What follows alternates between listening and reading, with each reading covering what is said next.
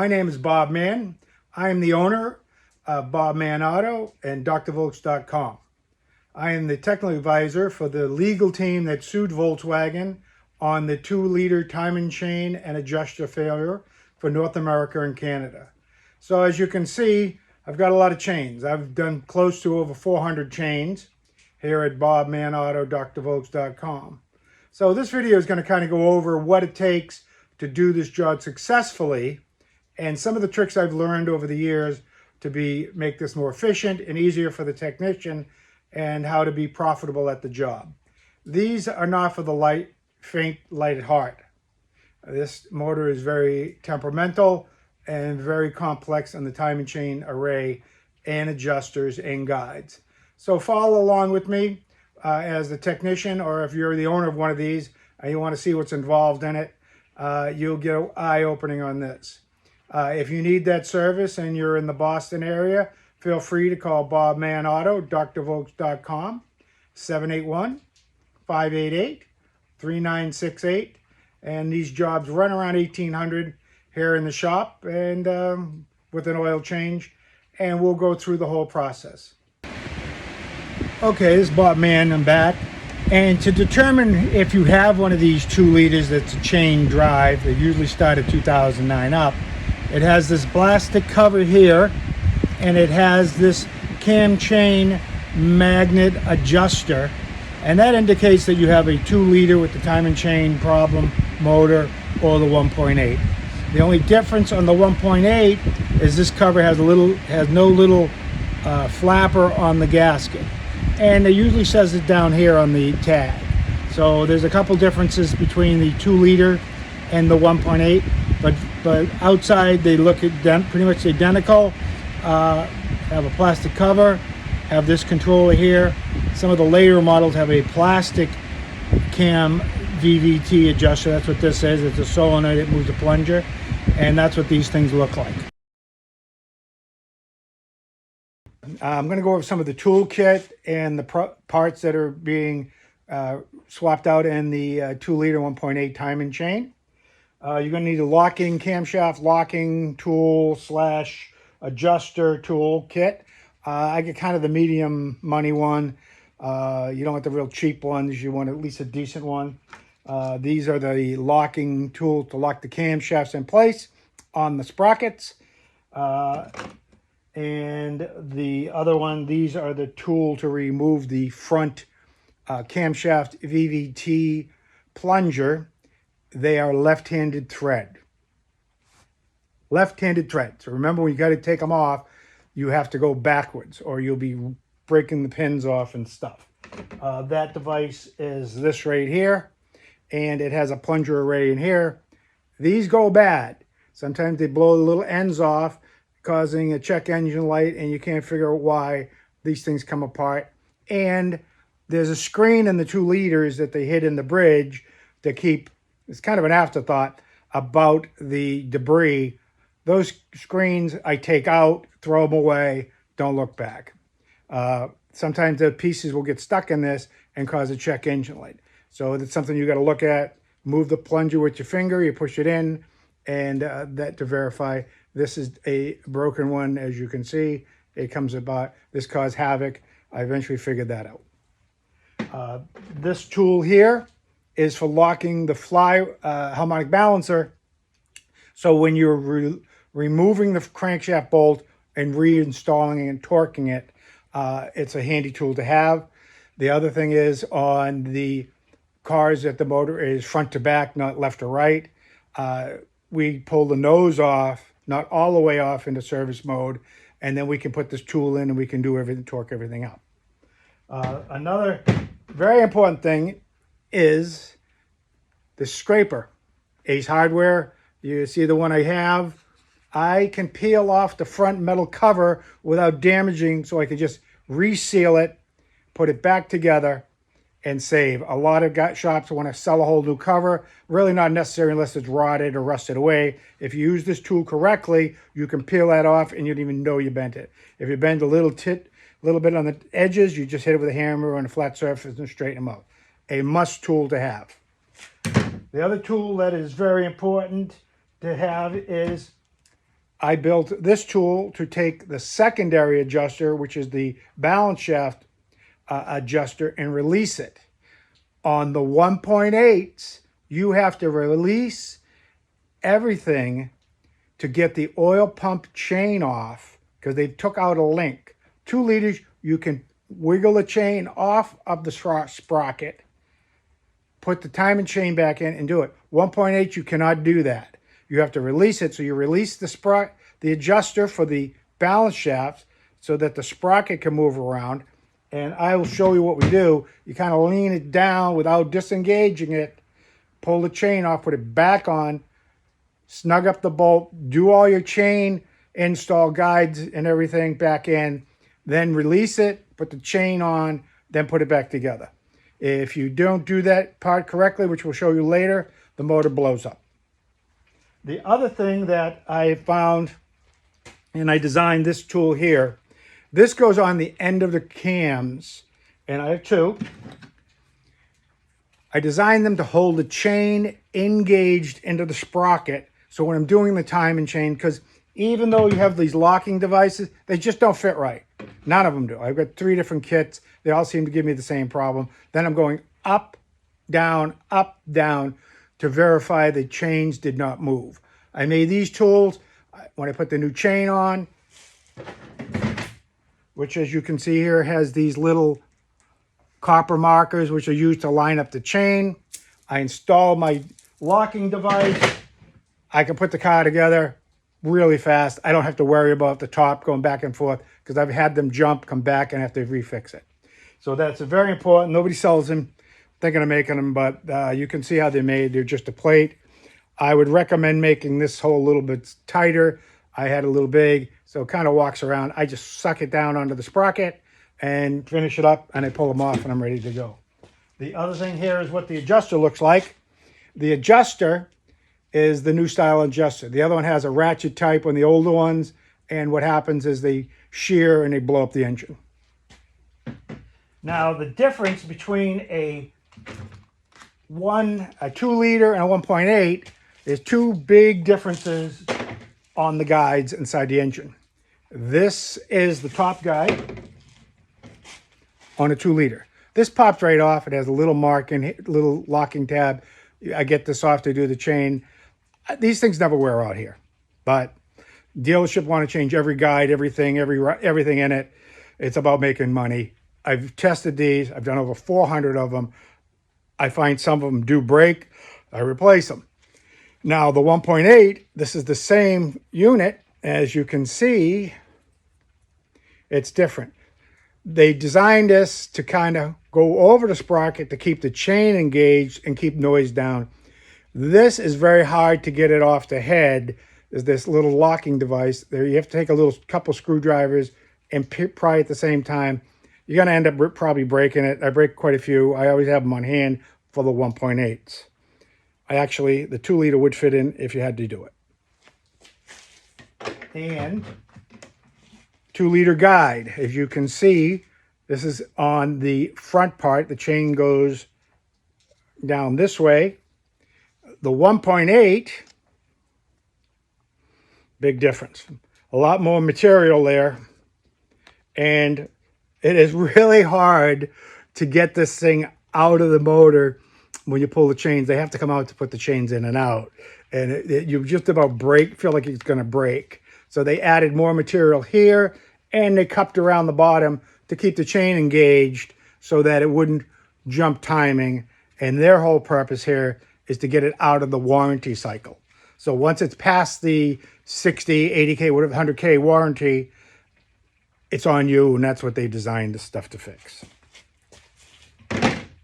So that's kind of goes over the tool and different parts, what are going to be needed to do the job correctly. As you can see, I made up some of my own stuff. Tool very handy because you can't get a socket on some of these cars to release this. And this, it will save your life. So build them like this. I may go ahead and have them manufactured. I'll have to see how it goes. So let's move on to taking the car apart, and I'll show you what it's needed to do here. I'm going to skip over some of the stuff. Some of the stuff you'll engine splash shield, stuff like that. It's pretty straightforward. If you've done this kind of job, you'll be there. The most thing is about setting it up, taking it apart. I'll show you that. One thing I'm going to go over real quick, and what makes this a very scary job to do, I've blown up enough of them to find out. This is the chain oil pump balance shaft. This goes on the end of the crank, and then this comes out. The harmonic balancer fits on here. There's no keyway. As you can see, it has this tongue groove notch array, same here. And there's not very much holding it onto the crank, and there is a flat tit. So if you take this thing all apart and you don't get it clocked right, as this one has a mark on it, I doubt you'll see it. Maybe we get a little closer for you.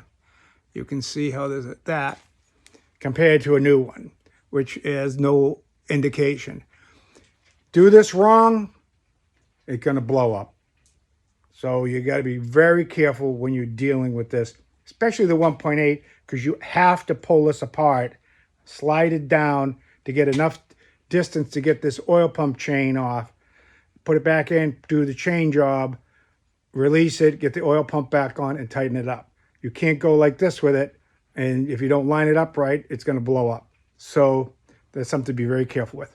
Okay, so I got the air tube out of the way, timing belt off, the drive belt off.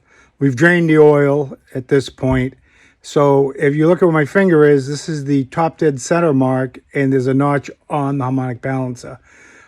So when you get up to the top side and position the top sprockets, you can come back down here, get yourself in relatively the top dead center position, lock the top cam, both cams with the locking devices, and then come down here and start taking it apart. Okay, now we've got the top open. As you'll see, a couple of my little quick tips is I run a bar on the top instead of the engine hoist. It allows me to go back and forth because the engine hoist is usually here in your way.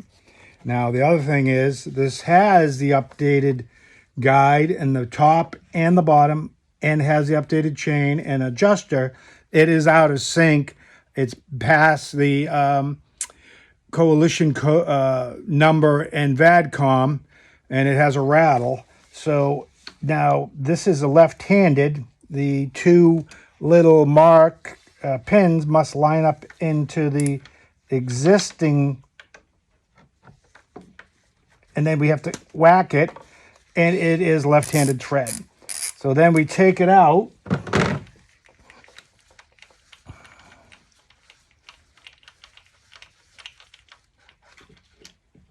and so here it is. Now the problem is on the 1.8, I've just tested that to make sure that the plunger works and is on.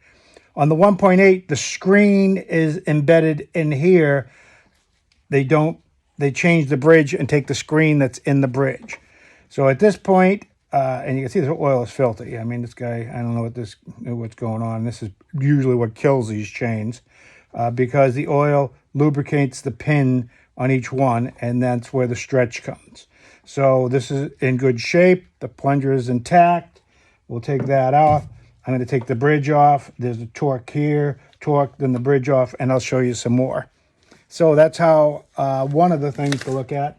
And like I said, this is a 2-liter, but it's got the updated chains, 2015 or 16 Q3.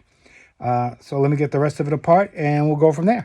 Okay, now we have this. We have the locking tools that we pulled out of the kit. And how they work is they get threaded into here.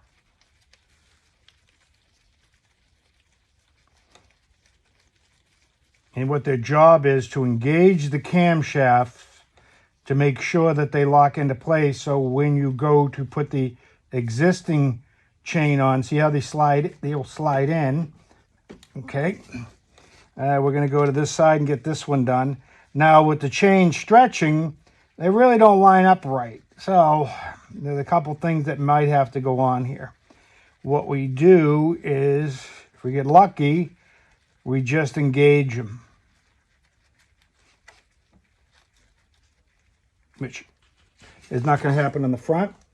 I'm about a quarter of a turn Now, some of these cams have the ability so that you can drop a wrench on them. And that's going to have to be a 19, usually a 19 or 18. I can never really remember what it is. So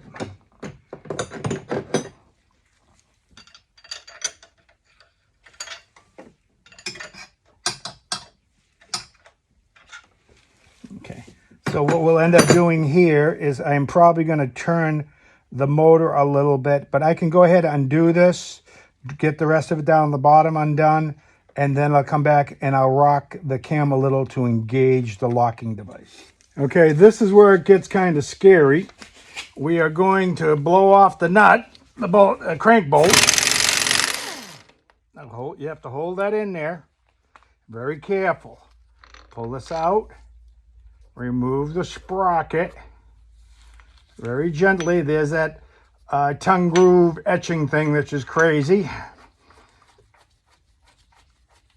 Bring this back off. Bring this in because you can't move the motor at all right now or everything's going to fall apart and you're going to be in trouble. I tend to just put the air gun back in. I just give it a little bit of a touch and it locks it. If I put the Teflon spacer they give you, then you have to fight to get the chains off. This will hold that sprocket into place so that you can get all your chains. And now at this point, I have to undo the turbo elbow, and I will have to undo over here. I'm going to move you over a bit so you can see it.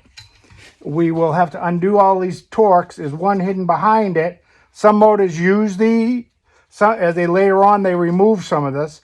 We will have to clock this up and lock it to get the one that's hidden off behind it.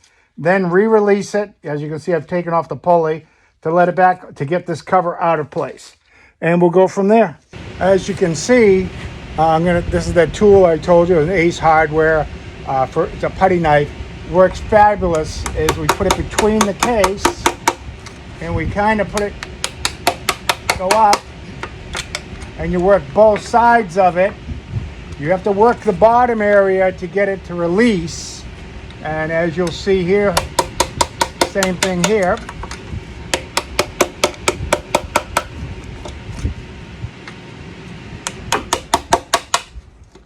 Starting to go. And then we come up the very bottom here.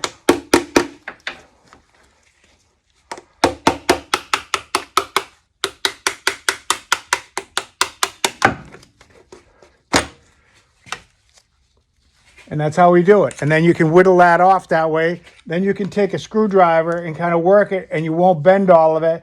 You can recycle this cover. If it is rusted down here, then replace it. But these things are, I think, almost $200. It's not necessary to add it into the job. It's just simple. We've got the turbo elbow moved out of the way. This is back out of the play, all the bolts out. And we're going to move on from here and you'll see what it looks like. Okay, we're back. We can now install the chain. This is the new chain. And on these chains is a few different colored links. The two short singles go on the top, and then the bottom one, which will be the bottom one here, it will be placed on it, is for the bottom crank. This other one is for a different type of engine. They use the same chain. So we have to kind of feed it in.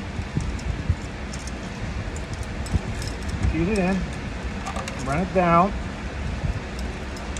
And what we do, I put a little white mark where the factory marking is. And then, as you can see, we're off here. So what we're going to do now is I use this long pair of needle nose pliers, and it allows me to grab this and gives me some leverage to work it. There is some slots in the back for the cam. You can use a wrench on it, but this seems to work a little better. So I'm going to give myself a good little mark, a little movement there. I'm going to move the chain. As you can see right now, I still got to go a little more. And go one more spot. This will let me install their updated top guide, because if you don't get the slop in here, you will not get this slider in. This guide, go in here, it's snap. We've got some room there. And what we're going to do now is I'm going to install the tools that I developed to hold these chains into place. So what they do is they go in here like this, and you want to get it as close, because there's not a lot of room on the other one with the guide coming up. So now I've got it on. I'm going to tighten it down a bit.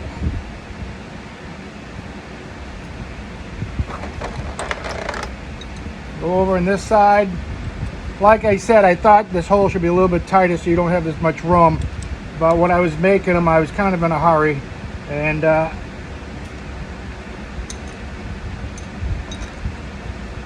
going to take and tighten them up. Just enough to hold the chain into place. Because what happens is, when you start to do this job, it tries to crawl over on it, and you're going to go fight it back and forth. So now what I'm going to try to do now is see if I can get it back into place.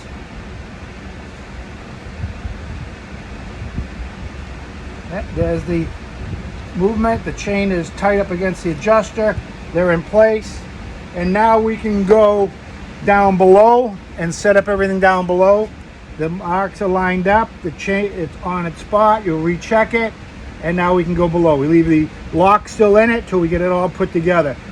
Now, we talked about the long guide going in the front. I did break it, taking it out, and I did break the top one. Wasn't paying attention. If you're going to try to get the other one out without killing it, you have to release or crank, index the crank so you have as much give on the chain. I didn't do that. I went to pull it out, and I broke this front one with my own, rushing through on the video. So that's kind of how it's laid out. And I'm going to put the bottom together on the bottom for you, and you'll see how that works. Okay, now we're back up here, and you can see, as we talked about, the chain has colored links on the front that have to line up. There's the mark for top dead center on the chain part. We're going to roll this, slide this down. We're going to engage it, which is kind of a little bit of work, and then we're going to roll it. As I said, it's really tight on the front guide. I did break it coming out of here on the bottom one because I didn't rotate the crank to give me as much slack as I could on this chain. With this new guide, it is a handful to get it up in here, and you're going to see what it takes to get that thing up in here. You got to wiggle it up into it, and you got to push to get past this spot here. You both feel like it's breaking. Up you go. Now, I just kicked the chain over one link, so you got to go back and check it. Come into it like this, and that's where the guide's going to stay. Now, I'm going to install the two bolts. They're square.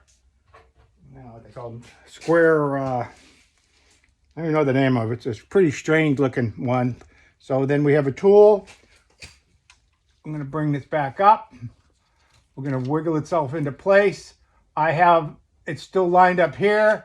I'm going to install this guy here.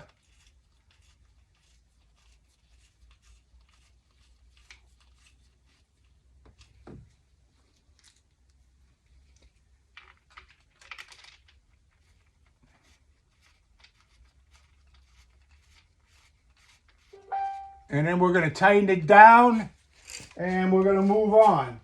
Okay, so the way that's set up, let me find my wrench, which I can't find. I'm going to tighten these up, and now I'm going to install the other one, but I'm going to index the crank to take the slack out of this one, because you can't get this one now in without all the slack on it. Okay, now we're going to I've indexed the crank. I've taken all the slack and moved it over here. I've torqued these guys down, and now I'm going to go ahead and put in the one. As you can see, there's not even a wear mark in this thing. That groove that you see that's built into this, these things never wear out. But now the tricky part about doing this is you have to index this up. You can't let it jump off the crank. You have to slide it up. I have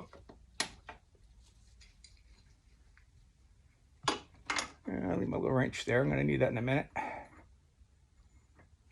And as you can see, I got my hands full up in here.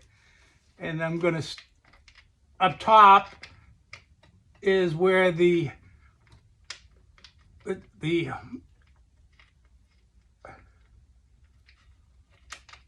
you got to kind of wiggle around and you got to feel it engage the triple squares, what they're called. Now that I know, I forgot about what they were. And I do everything down here because what can happen is you're going up and down and trying to get this all squared off.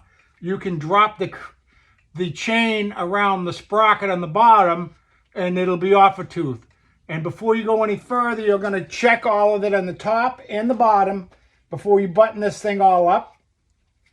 Now I've got it engaged. I'm going to take my wrench. Somebody says how much torque on it. I go as hard as I can go because I don't want it ever coming apart.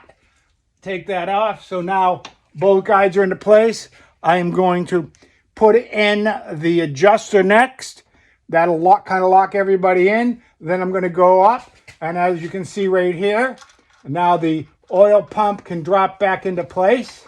Where the 1.8, you have to undo this, cock this down to get it out. It's like one link is missing, and to get it to put it back together. That's why on the 1.8, you back this off to allow the room to move this around. If you don't, the force of this will take the sprocket and move it, and you'll be fighting to put it back together.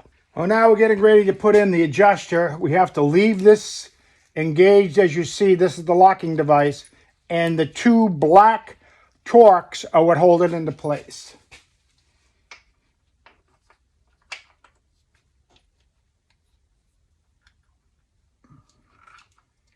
And we just kind of put them in. With the adjuster in its location, in its locked back position for assembly, these chains will not fall off with the way the setup is here. If you don't have a locking device on the top, like I made up for it, which is to hold the chain engaged into the sprockets, you can lose it down below and you'll be fighting with it back and forth. I mean, it gets done, but you just have to be really careful. But with those little locking, sprocket locking units I built to hold the chain in place, you don't have to worry too much. Everybody stays right into place. You don't want to be turning the motor over with this device released, not released yet. And then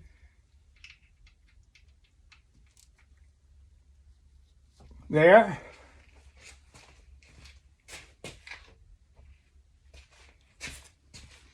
I'm going to install the oil pump tensioner.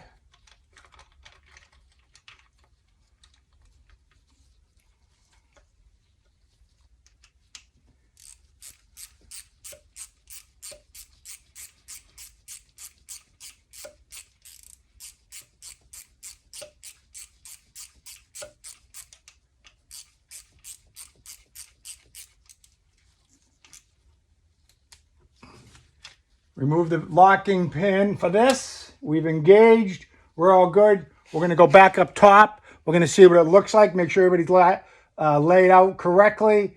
And then we can start putting the covers together and everything. We'll have to clean all this, what's left of the silicone with a razor blade. Make sure it doesn't fall into the engine. Kind of cover it. Get that all done. When you put the cover on, I'm going to show you. I use Toyota oil pan sealer. It's a black silicone. It's one of the best products.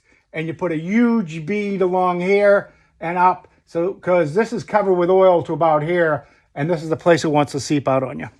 Okay, we're back up top. I'm going to release my locking tool that I developed for the top.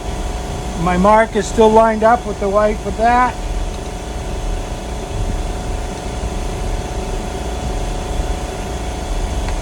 I'm lined up with the one up here. Everything. I leave the crankshaft sprocket locking devices still engaged till I finish up the bottom, sealing the cover, putting that in, harmonic balancer into place, because I do have to torque it in and I don't want anybody moving around. So we're going to keep it like that. This is going to keep this engaged. Nobody's going to jump at this point. Everybody's ready to go. And now we can go back to the bottom. I'm going to prep the cover. I wire brush the edges. I scrape all of the stuff here. I put a rag down so we don't get any material down inside the motor. And as discussed earlier, I use a Toyota oil pan sealer. It comes in a tube. It's the best. You can actually put it on an oily surface and it'll still seal.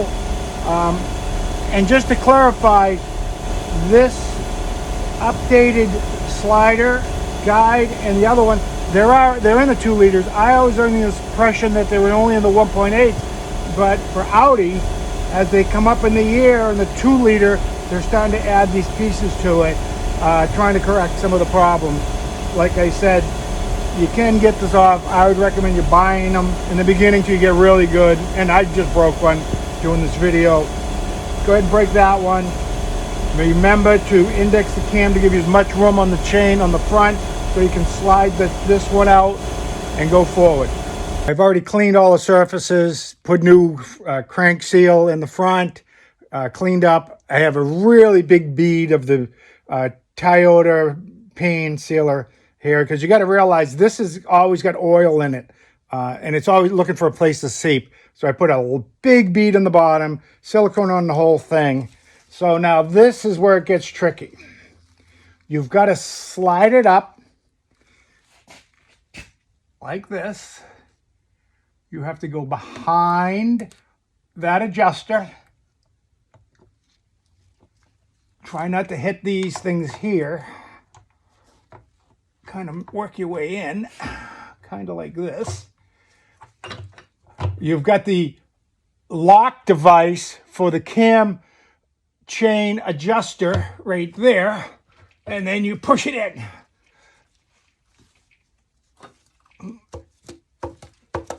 And try not to smear any of it off. You touch a little here. That's why you got a big puddle of it, a big bead here. And now we're going to torque it all on, and we're going to see my little fingers. Got to be careful. These are weird seals. I use my fingers. When I go put it back together, everything will go in. We'll tighten it all up. I don't pull the time and chain release for the adjuster till I get the whole top on and get the bridge on and everything. Then I come down here and I pull it out and I put the plug in and then start putting everything back together. Okay, now to a very tricky part of it. We have the harmonic balancer, which has that funny tongue and kind of groove thing, and where that white mark is one that's wider. It matches with the one on the sprocket.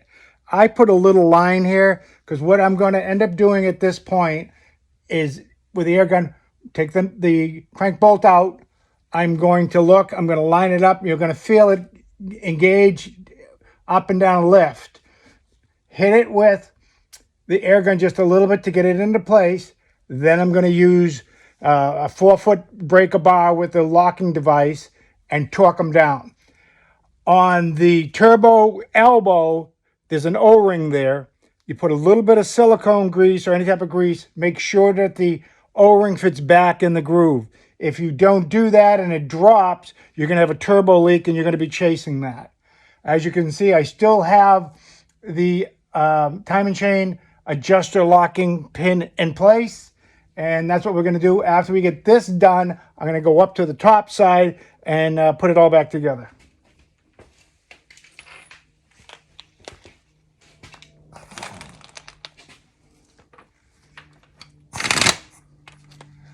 As you saw, I just released it. I'm going to take it out.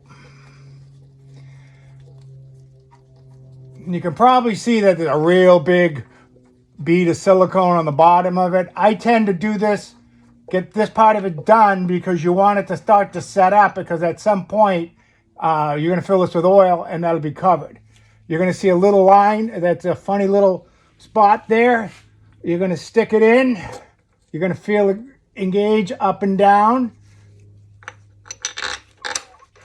We're not back. The mark isn't back on top dead center. Don't worry about it because we've indexed the cams. The chain with the colored links, when they line up on the crank and the sprockets, they're in the correct spot. So when you're putting it together and you see the marks move, don't worry about it because you've kind of moved everything up top side to compensate to get the stuff put together. So at this point, I can feel them engaged. I'm going to just hit it a little bit. Okay. Now I'm going to use the designated tools.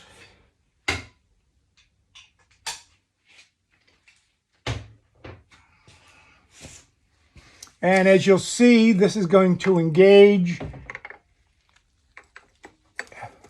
like that.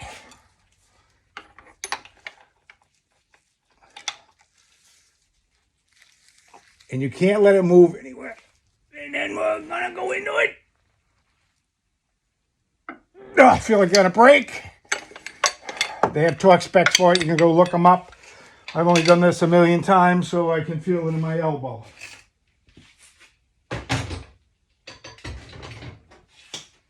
Okay, so now we're good. I'm gonna go back up, put the top together. Then I will release the locking device. What I do is after I've got it all together, I turn this over and I watch to make sure that this turns straight. If it does this, it means I screwed up in here, that I might have cocked it and locked it down a little off, half off, which can happen. What'll happen is it'll go for about 500 miles and then it'll start oozing oil out because what it does is it moves the seal and it starts oozing out, and then you find out what happened. Okay? Okay, welcome back. As you see, the job's all set. We spun this around, make sure we have no run out, everything together. We're letting the silicone take a set. The other thing you want to think about is where you're going to buy the parts. Okay, I buy from Worldpack, and I use Robert Muskowski. He's a really nice guy. Make sure you ask for him as your salesman, and it's Robert 3mworldpack.com. So if you're not buying from Worldpack, you're paying way too much money for your parts. Worldpack has OEM parts. We deliver to my place 4 times a day. So it's Worldpack. Go on there. And then make sure you ask for Robert. Robert's been really good to me. And that's how they kind of build their clientele. And then he's out of Georgia, but he takes care of the whole country. He's been very good to me. He's very well versed in the Volkswagen and Audis. So that's Robert 3m@worldpack.com, and it's Robert Muskowski. So if you need anything else you want to know on this, let me know. And now I just got to finish putting it together. It's pretty simple in the rest of the stuff. Fire it up. I'll go into VADCOM and I'll look for the CAM coalition number. It should be 0. There's a lot of stuff on how to look at it with VADCOM. But any one of these things with 80, 100K, got to do them. I don't care what they tell you. It's time to do them. I've had them at 70, like I said, making rattles and noises. This was over 100 and something. And there's a little bit of learning for me on this video about the 2-liter and updating. They changed some of the stuff to the 1.8. I had only seen those guides in the 1.8s, which was kind of new to me. And thank you very much for watching. If you like it, let me know.